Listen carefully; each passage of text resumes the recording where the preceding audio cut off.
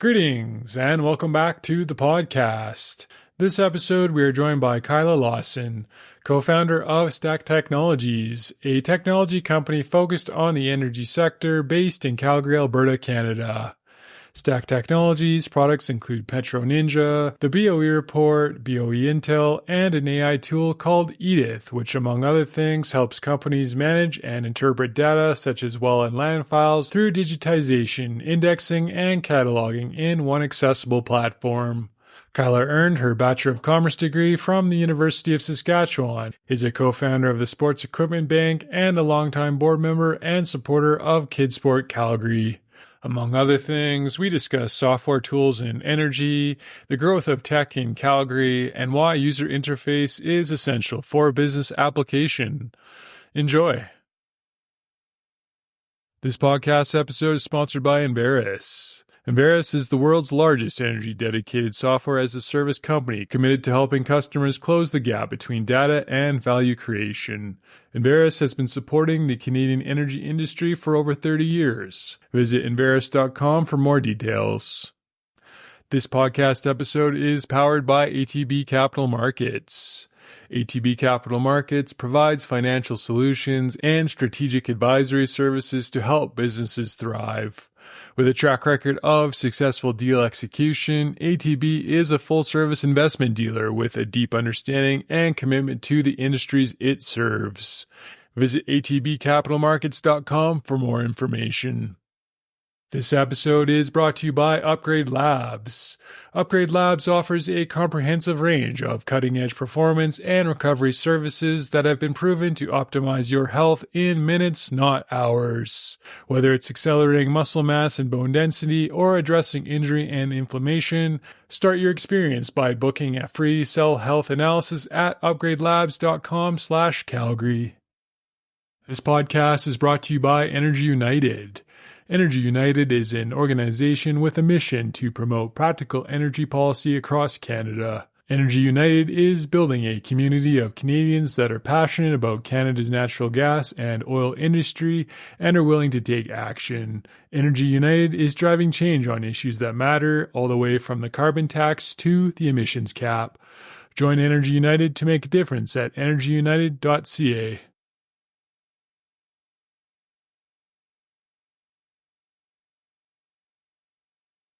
Good afternoon, Miss Kyla Lawson. Thank you very much for doing this. I appreciate your time. Thank you. Yeah, you've had some amazing guests lately.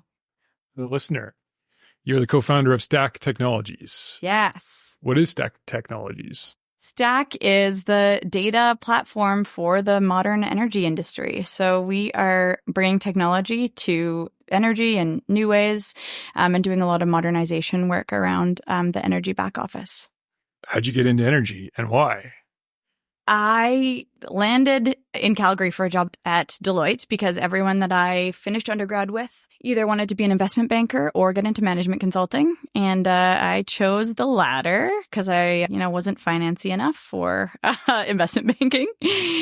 Deloitte had a spot in Calgary, so that's how I ended up here.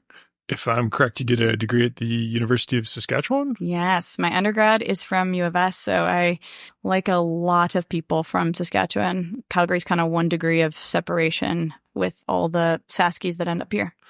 In short form, Stack Technologies is a data platform for the modern energy industry, if I'm correct. Yeah. We have some artificial intelligence. We call her Edith. She reads land files and well files and pipeline and facility content and makes it a lot easier for our clients to deal with all that info. We have Petro Ninja is our public data platform, and BOE Report is our oil and gas news website. So it's an amalgamation of a few different products all into one? Yeah. Lots of the team at Stack came from a company called Red Dog. We had a product that was called Energy Link, and we sold that 5 years or so ago, and we were looking for something new to work on, and with a bunch of people who were energy people who also like to work in tech. So we looked at a bunch of crazy ideas, but we landed on land because anywhere that there's paper or fax machines is a big tech opportunity. So we started working on land and then kind of grew the concept from there. We really discovered that there's lots of dated tech and processes in energy that kind of hasn't kept pace, especially in the back office side of the industry with like drilling and completions tech and engineering tech. So we focused there to start and built some AI and then, amalgamated with Petro Ninja a few years ago and then, have just continued to buy up more data assets as they've come up. Were you the founder of EnergyLink? Did you? EnergyLink was founded well before my time, but I joined that team kind of a few years before they sold it to Enverus. It all kind of has become one now. Yeah, Enverus. I was at Enverus for a few years kind of after that sale. It's really learned a ton there, and lots of our team today at Stack came from Enverus as well. How does Stack Technologies make money? Ooh, we're software as a service, so lots of SaaS companies. We're primarily kind of subscription based. We've been really, really focused in the Canadian market, and our clients are like producers kind of ranging from, some of the largest producers in Canada to, we have a few clients who are in startup mode and just kind of out looking for some assets right now. In simple terms, you charge energy producers a monthly fee to use your software products, more or less? Yep. Energy producers and service companies, royalty companies, more companies on the non-op side in the US as well. Well, and the BOE Report, which you're probably familiar with, we bought it a few years back now. I think just like related to your podcast too, traditional media isn't really covering the energy space in the same way anymore. And one of the like more surprising things when we bought BOE Report is a free newsletter. We write some content on it, but lots of information is just pulled off the wire. It's read by like 20,000 Canadians every morning, which is, I knew the stats, but I didn't know how many of the people that I interact with on a daily basis were reading the BOE Report. And now I have been told recently that some people are exclusively getting their news from the BOE Report, which I'm concerned about a little bit. I'm not sure that we're the most well-rounded news source, but maybe if they listen to your podcast and BOE Report, that would like cover their whole, all their news needs. Good combo and a great product.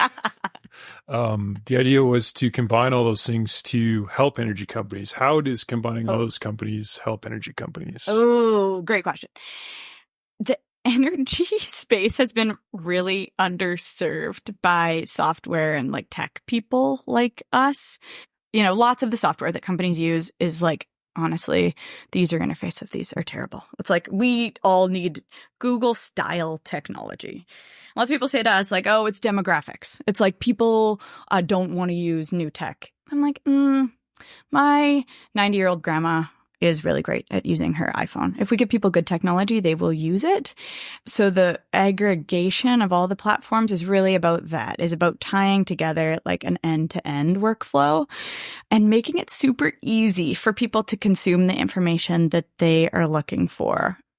Tell me the most recent production coming, from this company or this company in this area from this formation. Those type of questions, lots of our products easily answer. Tell me the top 10 wells last month, and help me derive some more intelligence from those kind of things. Traditionally, those kind of problems have been solved by people with spreadsheets and maybe some smart data science folks, but often the people with the question didn't have the skills to massage the data to answer the question. So what we're trying to do is serve up a lot of those answers, and then also give people the tools to answer the questions themselves in a really consumable way. They don't need to write their own SQL to do it. Mm-hmm.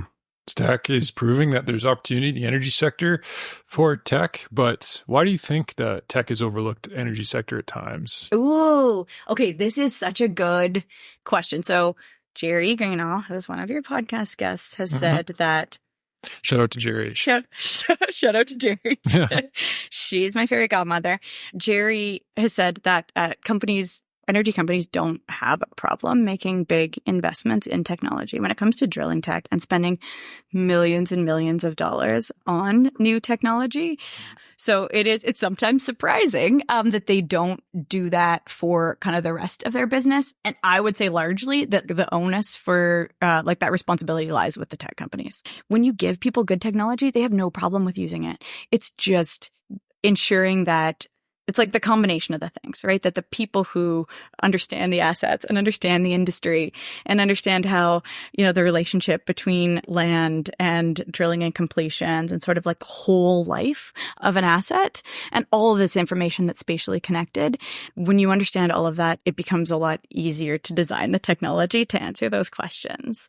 Where I think previously some of our peers in the technology space approach that as technology people and sort of depend on the clients to provide the intelligence part. Mm-hmm. And I think we're trying to wrap all that together. Stack is spotted the opportunity, maybe picked up a lot of the low-hanging fruit, but how much easy low-hanging fruit is there left? What are you seeing? Is there a lot of opportunity in the space? I think it's a big bell curve. I think there are a few companies who are really far out front in terms of their tech adoption and who have really like embedded it as part of their culture, innovation, and really driving things forward. And for sure, some of our clients would fall into that because they were looking for ways to apply AI and machine learning to their business in a really future-looking way. And then I think there's a bunch of companies in the middle that are, they want someone else to prove the concept and sort of show them the business case. And then I think that there's still like a really long tail there of sort of some of the tech skeptics and some of the people that have the perception that it's sort of going to be too expensive or time consuming for their business. So I still think that there is this really big opportunity. And to be honest, I think from our business and from the tech community broadly, I think we've really just scratched the surface on some of the potential for AI specifically, but broadly to apply tech to some of the problems that we see in the industry. I think we're really interested right now in like some of the environmental space. There is like these huge, really rich data sets that were largely trapped that help companies like high grade their abandonment candidates and better understand their liabilities, which is also super important as just a Canadian and an Albertan, responsibly reclaiming and remediating these assets is super important. Lots of those answers to how they do that and what some of those responsibilities are like embedded in well files from 1960 something. And we're only now just starting to unlock some of the potential of the tech to structure a bunch of that data and serve them up a bunch of those answers. Some tech companies view their value prop as a way to solve money on the lease op statement from a cost reduction perspective. How do you view your value prop to the energy producer? What is your sort of way of approaching it? Is it making better decisions? Is it reducing costs or all of the above? Yeah, all of the above. In some ways, certainly, there's always cost reduction benefits when we're looking at how we automate things. But we would sort of see that more in like, what are the things that we're actually capable of if we unlock some of the human capital? Like, how do we make better decisions, better manage risk, do better analysis on a lot of the components in kind of each of the functions that we look at? We see, and, I have like discussions every day where we talk about how sort of the fear that some people have about, automation and AI taking people's jobs. And we're like, 0%. That is not the challenge. The bigger challenge in the energy industry is that we're not going to have the humans to do the work. It's the workforce part of that we're actually going to need to depend on tools like ours and broadly automation to sort of supplement a bunch of the workforce that we have today and keep people also in the workforce longer. Callup did an analysis a couple of years back. It's like the average Canadian land person is 56 years old and aging up almost a year every year. So It's a pretty scary picture when you think about it. For people who are really, important component of the industry, they were going to start seeing some of those retirements en masse pretty quickly. And how we sort of fill that knowledge gap, I think, is partly our responsibility and the industry's in a broad way. Speaking of AI, Stack's tool is called Edith. Yeah. It's your AI tool. How does Edith work and how does it help energy companies? Yeah. So Edith is like a collection of algorithms, natural language processing, machine learning that helps our clients extract meaningful information out of what was previously unstructured data. So for a lot of our clients, they're operating out of a network share, in some cases out of a paper file room, which goes back to my previous point, talking about some of the demographics in the industry. Maybe the reason that 20-somethings aren't entering energy is because we're sending them to the file room on their first day. So we're helping companies digitize all that stuff, but then also harvest the value from a lot of that information. So what's the human analysis that we can shortcut using the AI to high grade the things that people actually need to pay attention to in that information, which is also, and partly that is like, we're making digitization projects a lot more consistent and faster and less expensive. But the bigger win is like, then what? So then you have all this digital content, we're structuring it in Stack, but then we're also making it really easy for people to consume. We're making it a lot easier for people to both buy and sell assets. I mentioned some of the environmental ability that people have to derive those insights from, say, their well facility pipeline information.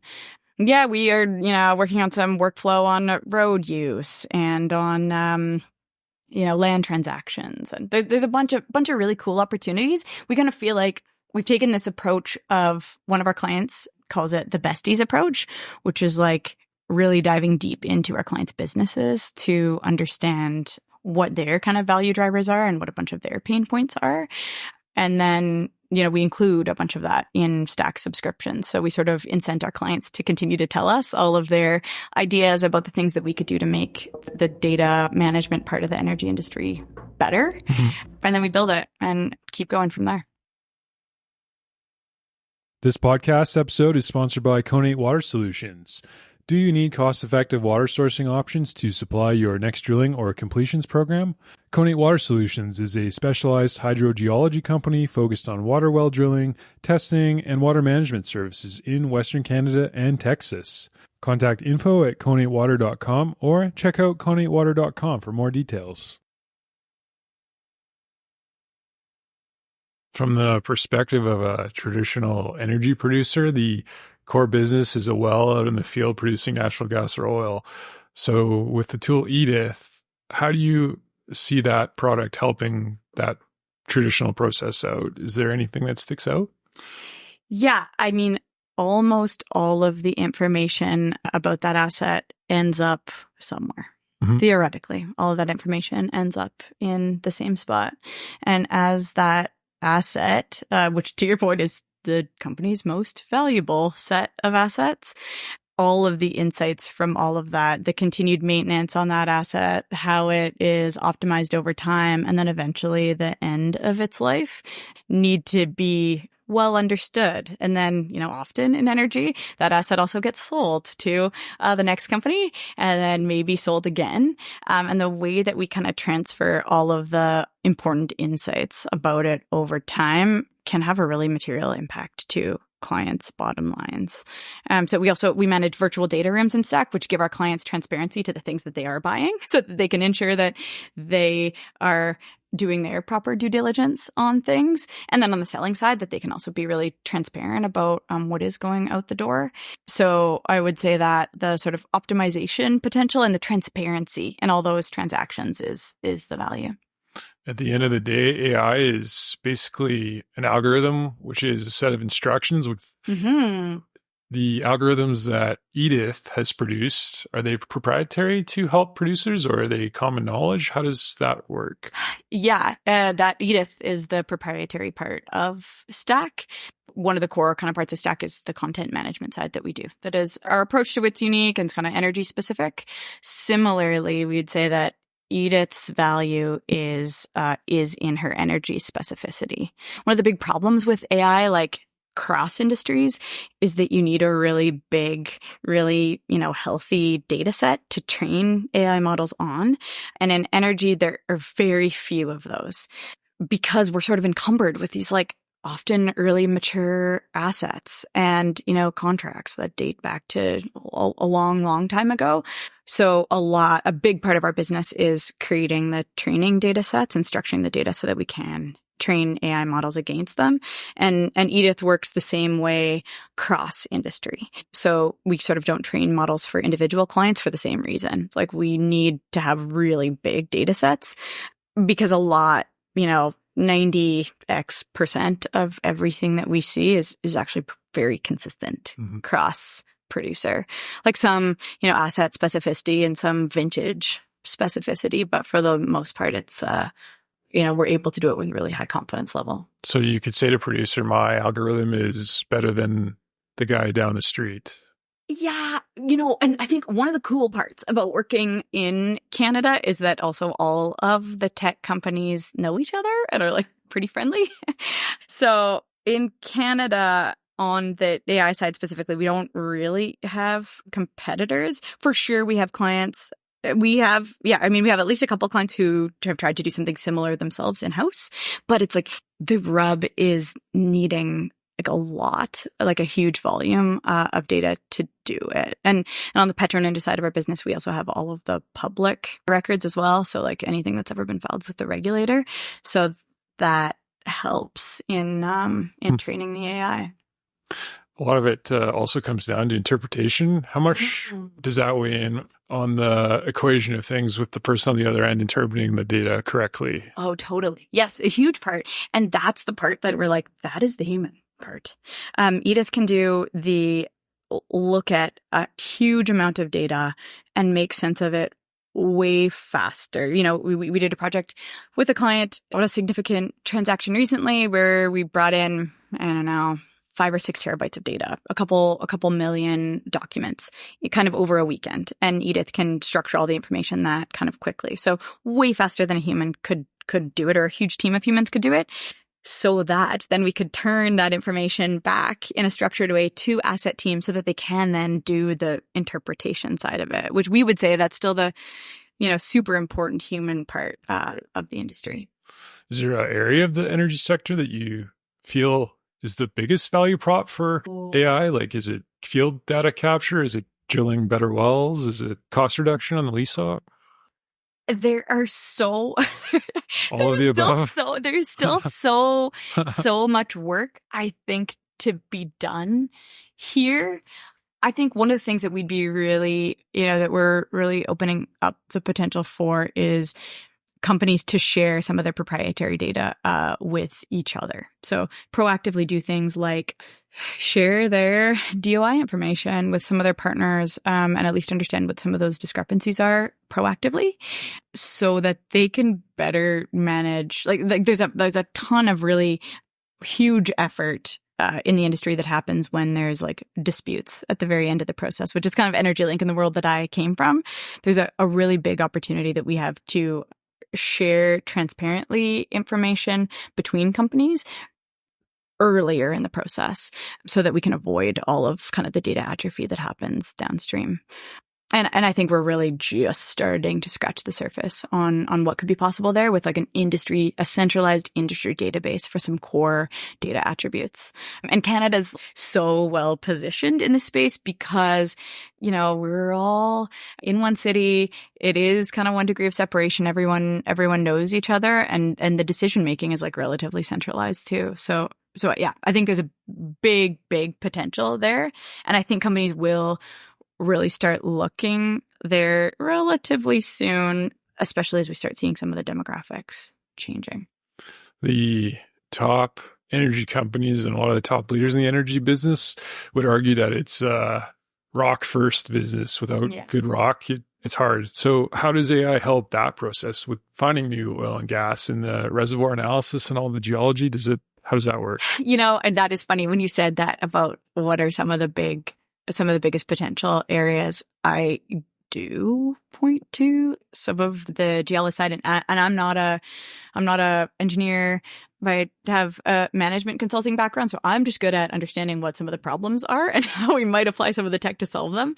But whenever I scratch the surface on that space, I'm like, there's gotta be a better way. Some of the tools that I see some of these people using, even to understand some of their own data, there's gotta, and I don't know enough about the space to understand kind of what else is happening there, but I agree. I think there's huge opportunities there. The core of the business is finding oil. So perhaps there's a lot of opportunity in that sense to help drill better wells. Yes, totally. And that is a lot of the work that we do in Stack. I mean, I don't know. I guess I'm curious about your perspective on this, but we do have these really rich data sets available already. Even, consider like all the seismic data that already exists here. How do we mine more of that and use more of the modern tools to sort of serve that up to people in a way that they're not looking for it? And there's this EY did this study on energy companies that said like 35% of land and operations people's time is spent looking for things. And I'm like, what if we, and this is going off a little bit of what you were saying, but what if we repurpose some of those people's time to start doing some of the more proactive work? So yes, I think there is really huge opportunities there. We do run into some things around sort of data protection and licensing, specifically thinking things like seismic, but there's also super rich sets of data that's publicly available. Again, in Canada, we can access a bunch of that and start giving that to people in ways that they can consume. Yeah. What's your perspective on the Alberta tech scene in energy? Is it growing? Lots of opportunity? How is it contributing to the province's economic growth? Yes, this is a great question. We do consider ourselves a really active part of the tech ecosystem. In our previous adventure, we were not. And this time, I think we took a little bit of a different approach because there was so much more exciting stuff happening in tech in Alberta, to be honest. And the province does through Alberta Innovates, and the feds are starting to do a better job of sort of supporting tech. And we think that the rising tide lifts all the boats. So there's some really cool, AI work that's happening really like across the province in a bunch of different ways. And some, really neat incubators that I think we're just in like very early days. Still in Canada, Vancouver and Toronto would be seen as kind of the tech darlings. Those are also places that it can be really difficult to start a tech company because of some of like the economic challenges, and where you see like huge, cost of living increases, like those bigger cities. We have a big advantage in Calgary because we can sort of attract people here and also give them like an incredible quality of life. So there's a ton of public funding available that I will also be honest, as a taxpayer, sometimes I have some real questions about, because I think that we are also in some cases propping up companies that maybe aren't yet working on the right ideas. But broadly, I think it's working. And, we would sort of be like intersectional, right? Lots of the messaging around the tech ecosystem is sort of the shift in Alberta away from oil and gas and energy as being the primary economic driver. And we're energy people. We would never kind of see that. But the coupling of those things is really important. And we're always like, tell your kids, tell your friends that are contemplating their future careers. There are so many opportunities in technology right now. We are recruiting for software engineers and finding good people who know something about energy and also are technology folks is like, it can be really hard to find those together.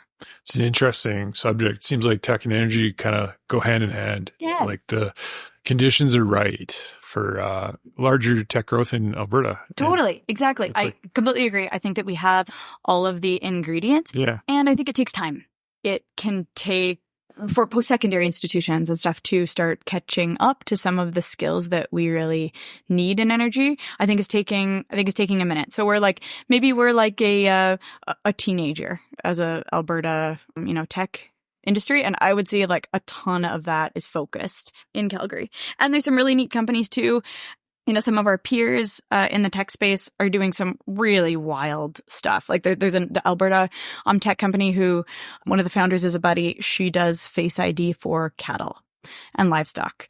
So there's some really fascinating applications of some of the technology in other industries as well, but we're seeing that kind of born in Calgary. There's another kind of peer company that is developing like smart tools for surgeons, like pressure measurement for how tightly you need to hold forceps when you're working on this type of surgery. And it's really cool to see those kind of projects because you can also imagine a future that some of that tech gets developed in Alberta and who knows, right, is applicable to our space in the energy industry. So we kind of see our role as like listening to what's happening in AI and tech broadly and then sort of translating that to some like energy specific applications. There's the problem of finding hydrocarbons. There's the problem of the environment. There's a lot of capital in Alberta. There's a lot of smart people. It just seems like it all kind of works together. Totally. Yes. And I think like a fundamental, like a entrepreneurial spirit, right? Like people are cheering for the small companies and for people to do well here. And I think that plays, for all of us. Does Stack have a problem finding and retaining top talent in a competitive sector like software? Ooh, yes. Okay, that is a great question. We kind of take a kind of an interesting approach, I think, on this. We don't have retention challenges because we do feel like where we are able to align the interests of our shareholders and our staff and our clients, sort of that like the Venn diagram there.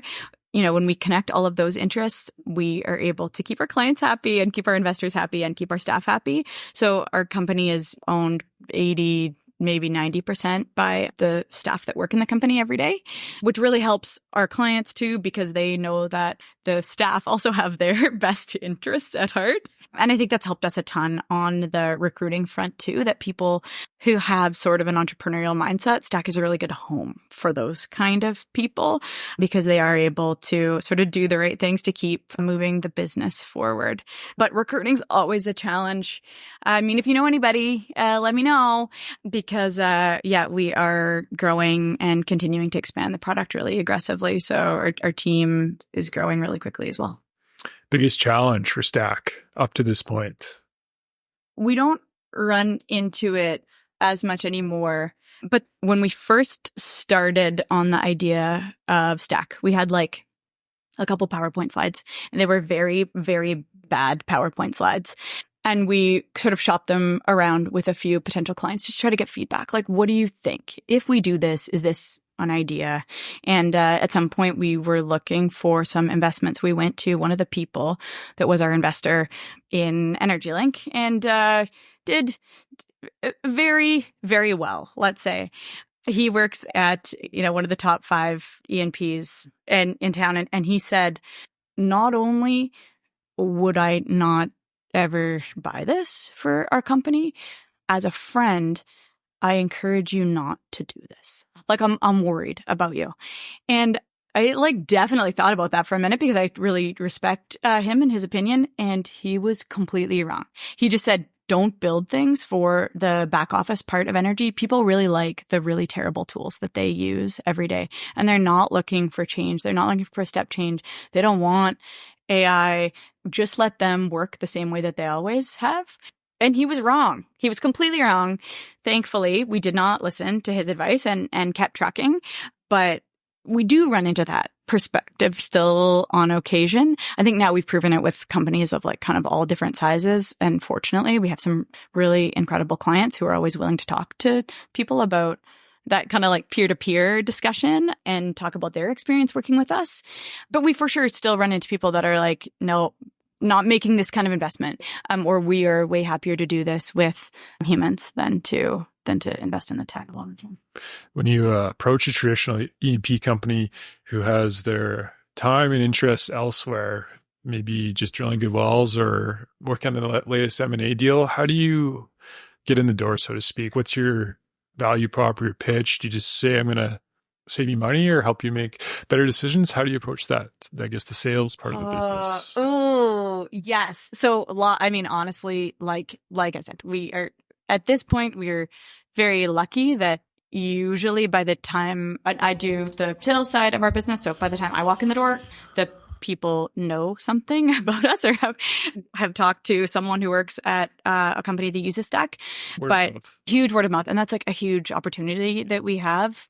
It only exists for the energy industry in Calgary. But largely, especially, and when we run into some of these sticky people in kind of a sales process, we always say, like, have you ever been surprised by something that you found or did not find in a data room? Have you ever spent some time looking for something that was actually like really important and that you couldn't find it? Or that you took, weeks and months to find something? Or have you ever wished that there was a data set available that would tell you these answers about your business? And often that uncovers some of the real stories because we see and hear kind of all kinds of crazy stories. For lots of our clients, they spend huge amounts of time and money reacquiring data that they already owned. They have the aerial imagery in a certain area that would have helped them answer a question a lot faster, but they didn't know that. And or not everyone across the business knew that, and they had to go and bought it again. There was a vent flow issue that they did not have flagged to their attention. And so almost everyone, if you start scratching, has some of those kind of stories. And I think the other thing, because it is such a small town, people are pretty willing to be like pretty transparent about some of their misses on some of those things too. And that's a lot of what we do, is like sort of the risk management and protection against some of those things happening in the future, and helping our clients scale their businesses, grow their production faster than they have to grow their headcount. That's the key. Making more money with less overhead, perhaps. Hugely, yes. And we work with a bunch of clients that are, super bottom line focused, that are in, some of their early That's the days. point. Exactly. Totally. So they're just like, help me grow my business. I'm trying to get from here to there. And that part, I think, really speaks to our business too, because we have been in that kind of scrappy startup mode as well. So totally get where they are coming from. And I think we've proven the ability to do that as well. Making more money with less overhead. Yeah. What's the biggest opportunity for Stack going forward? For the producer side. Oh, for the producer side, there are so many, and I mentioned data sets that we are working on, kind of creating some shared data sets between producers, because a ton of the sort of atrophy that we see in the industry is as a result of, you and I are partners on something, and we, you probably me, I'm missing something on my side, but we don't have a decent transfer mechanism to sort of share any of that information. So we continue, and you sell your asset, and now I'm interacting with who's ever purchased that, and the data has atrophied, and it takes a huge, difficult project to go and unwind some of that. So we see there being some benefit in working on transactions and using the AI and machine learning to make data healthier up front and create the opportunities for us to share data more transparently between orgs, to more proactively identify some of those things that are hiding in the closet for the next person that's gonna work on our assets. Well, that's a lot of questions. Advice to a young female entrepreneur entering the energy industry, although you're still young too. But oh my gosh, no, I am not that young. What would you tell someone? I think that being curious is really important. And I think one of the things that I see lots of people sort of see an issue and don't necessarily take the initiative to resolve it. I think that a lot of people, especially in the energy industry, where they are able to sort of pop out of their foxhole and look kind of cross-functionally at all of the challenges across the business and understand where things come from before they get to their function and then where they go next. I think those people are smarter, more well-rounded energy people. And I think not assuming that, someone else is going to fix some of those challenges. I'm a big proponent of identifying the things and have been really supportive of people, spinning up their own companies to work on some of those cool ideas as well. The barriers to entry are not as significant as people think that it is. Well, that's a great conversation. I don't know if there's anything else you want to cover. No, this is great. Thank you. I appreciate you having me. If there's anywhere that you would like to point to for listeners to find you guys, where would it be? Totally. Yes. So you can always find me on LinkedIn, Kyla Lawson, and our website is stackdx.com. That's it. Thank you very much. Thank you. That's the end of the formal conversation, Liz. That's great.